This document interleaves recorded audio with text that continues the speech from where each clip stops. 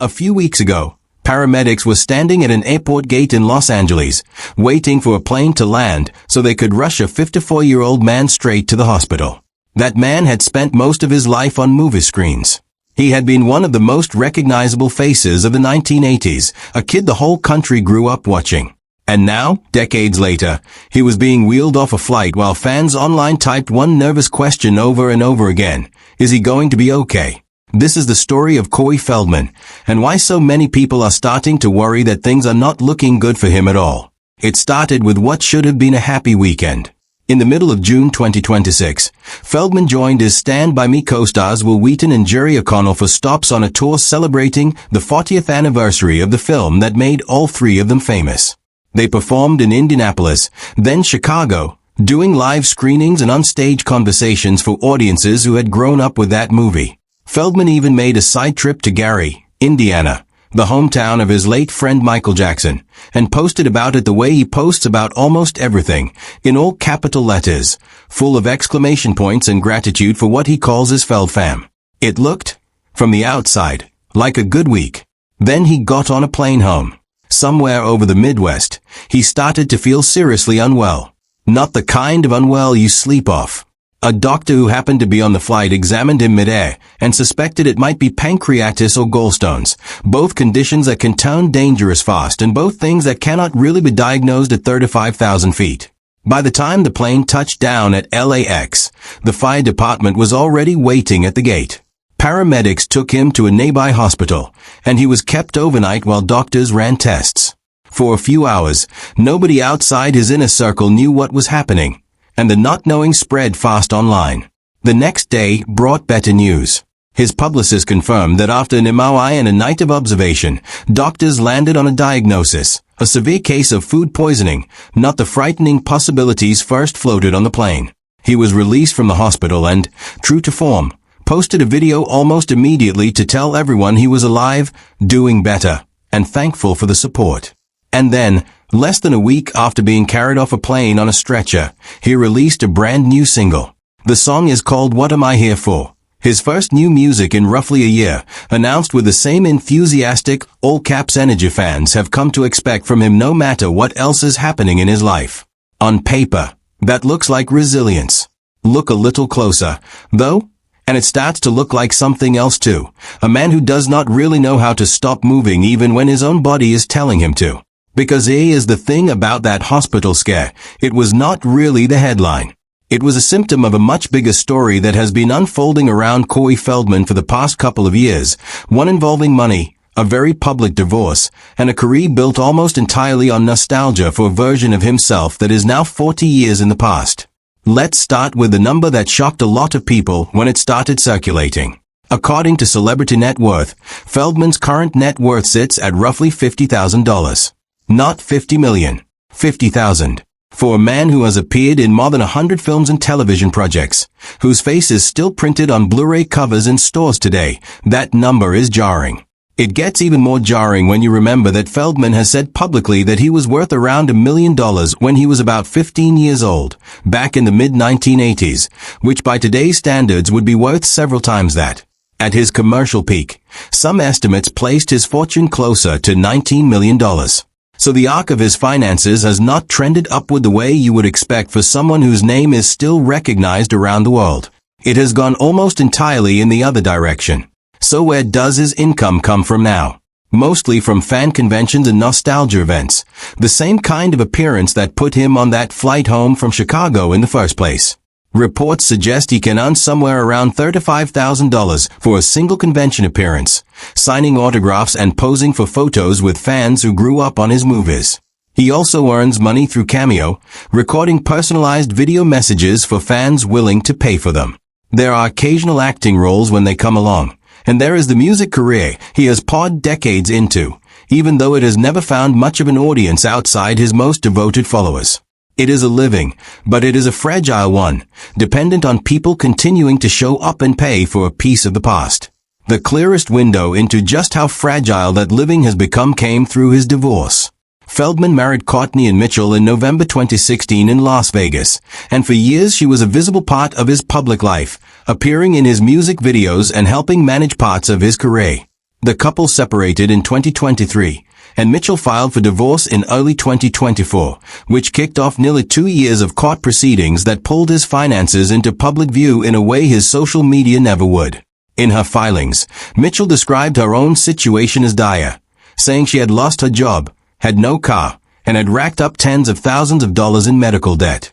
And she argued the monthly support Feldman was voluntarily sending her was not enough. Feldman, for his part, reported having only around $34,000 in the bank, no real estate, limited investments, and roughly $200,000 in outstanding debt to the IRS dating back to 2021, on top of credit card debt, and monthly expenses he listed at around $16,800. The divorce was finally finalized in late February 2026 by a Los Angeles judge. Under the settlement, Feldman agreed to pay Mitchell $100,000 in spousal support, structured as an initial $10,000 payment, followed by $10,000 installments every 2 months until the full amount is paid off. He remains on the hook for that 2021 IRS debt, which court filings indicate he has been chipping away at over time. In exchange, he kept a fairly modest list of possessions: a 2016 BMW, a 2021 Mercedes-Benz, a 2013 Coachman Mayada motorhome, 5 shares of Tesla stock worth a couple $1,000s, and his Michael Jackson memorabilia collection, something he has fought to hold on to for years because of what it represents to him personally. Reports since the settlement suggest the financial back and forth still is not fully over, with Mitchell reportedly seeking additional legal fees and thousands of dollars in unpaid accounting costs tied to the case. Feldman's own reaction, posted on social media in his signature style, was short and clearly exhausted. He said he had never had a divorce covered so extensively, thanked God it was over, and said he would not be answering further questions about it. Reading through those court documents, what stands out is not just the debt or the modest bank balance. It is the gap between the image Feldman projects online, the constant announcements, the new music, the enthusiasm, and the much harder reality sitting underneath it. That gap has basically become the defining feature of his public life in 2026, and to understand why it exists, you really have to go back to where all of this started. Because the story of Corey Feldman right now cannot be separated from the story of Corey Feldman as a kid. If you grew up in America in the 1980s, there was almost no avoiding him. In 1985 he played Mouth, the fast-talking kid with the skateboard and the wisecracks, in The Goonies. That same year he showed up in Gremlins.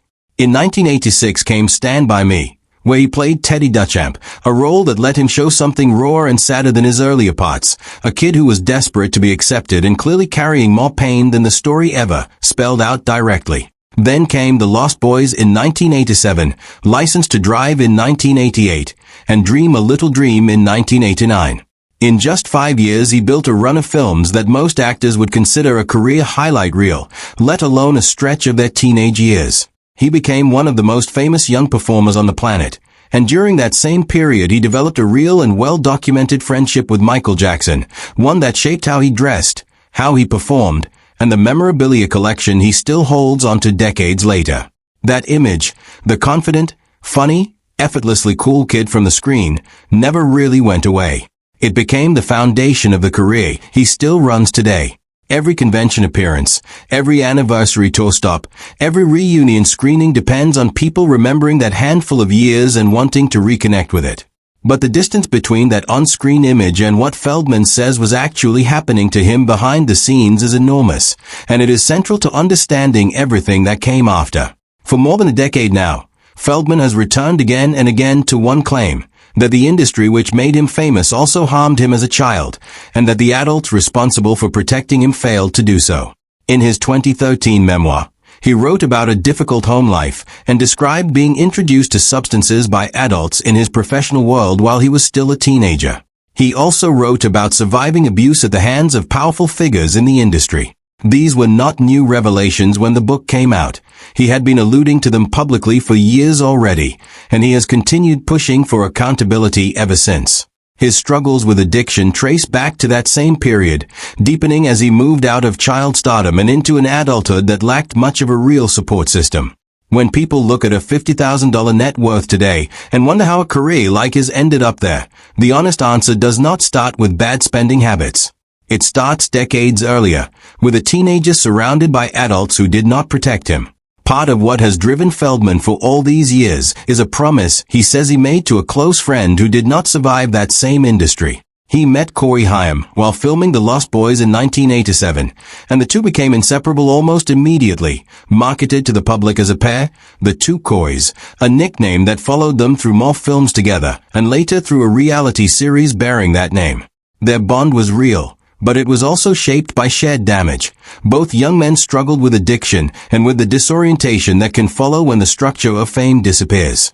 Corey Feldman died in March 2010 at just 38 years old, with pneumonia listed as the official cause, though years of substance abuse had left his body unable to fight it off. Feldman has said that before Feldman died, his friend asked him for one promise, that if he did not make it, Feldman would tell their story. That promise has shaped much of what Feldman has done publicly ever since.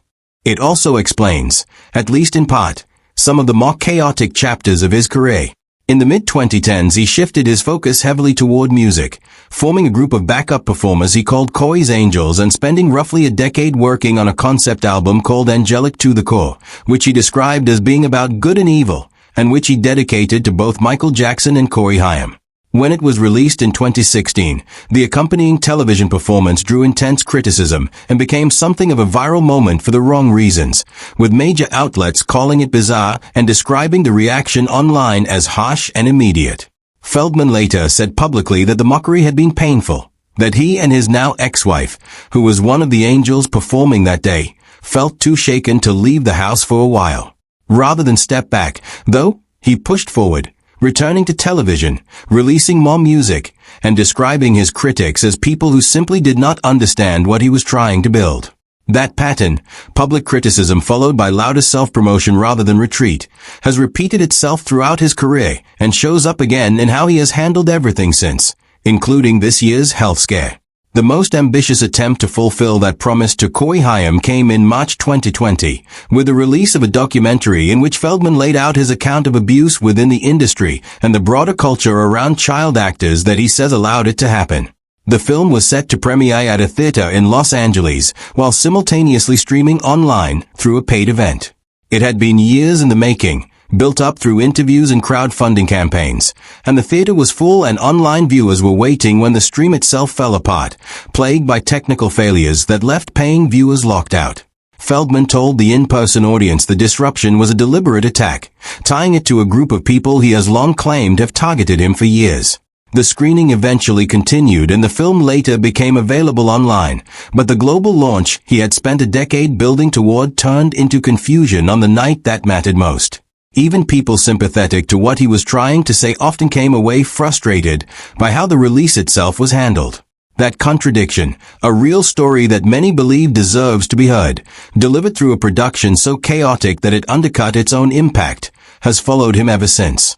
It is worth pausing on what makes the Stand By Me anniversary tour itself so revealing, because it is really a perfect snapshot of the economy Feldman now operates inside.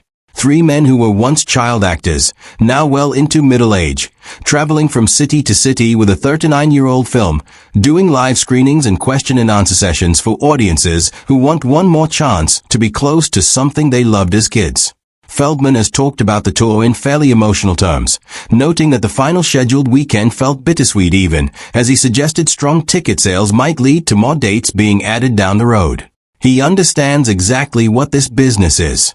Nostalgia is not a side hustle for him. It is close to the entire foundation of his livelihood, and that puts him in a strange position, permanently tethered to being 12 years old on a movie screen while trying, at the same time, to be taken seriously as a 54-year-old musician and advocate.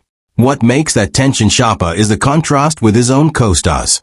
Will Wheaton and Jerry O'Connell went through the same childhood fame, appeared in the same beloved film, and yet their careers, finances, and public images have followed noticeably different paths in the decade since.